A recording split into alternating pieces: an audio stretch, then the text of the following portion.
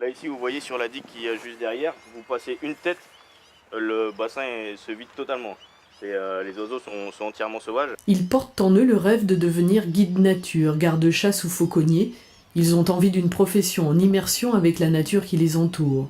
Ils sont élèves en seconde, première ou terminale au lycée agricole de la baie de Somme et viendront tout au long de l'année régulièrement arpenter les chemins de la réserve ornithologique de Grand-Lavier. Ici, ils apprennent à mieux comprendre les écosystèmes, la vitalité d'une zone humide ou les secrets de la gestion des niveaux d'eau.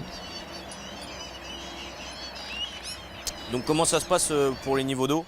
C'est un point très important ici. En hiver, les niveaux d'eau sont très hauts pour être juste au-dessus des îlots.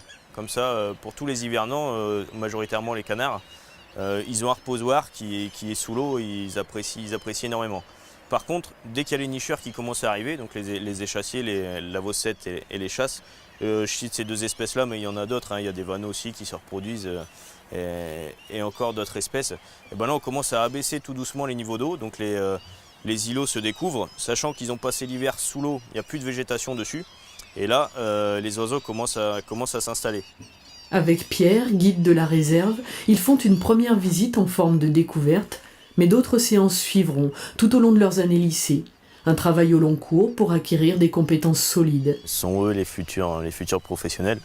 Donc on se doit de transmettre, d'expliquer notre savoir, nos connaissances, notre vécu sur les aménagements, sur la gestion, sur l'animation, enfin sur pas mal de domaines. Et là, ils sont vraiment au cœur de l'action et après, on les laisse aussi des fois en autonomie pour eux faire des visites à leurs camarades qui sont plus jeunes pour voir un petit peu s'ils ont vraiment compris l'ensemble de la problématique de comment gérer un espace naturel et l'animer. Au fil de l'année et en accord avec les saisons, ils reviendront pour un travail plus pratique. Des chantiers d'élagage, de débroussaillage pour réouvrir les milieux, des animations nature, avec à la clé des évaluations pour les aider à mieux progresser. Rien ne vaut quand même la pratique pro, avec l'utilisation notamment des machines thermiques, mais pas que. Il y a aussi les comptages, l'observation, l'identification, puisque nos bacs pro sont censés être bons dans 3 pseudo-disciplines, entre guillemets, donc la pratique et la gestion des espaces naturels. En deuxième partie, il y a aussi les inventaires faunistiques et floristiques.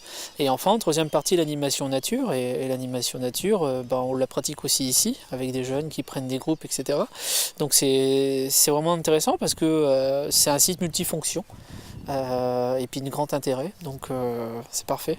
Zone de quiétude et d'accueil de nombreuses espèces d'oiseaux, la réserve a aussi des vertus pédagogiques.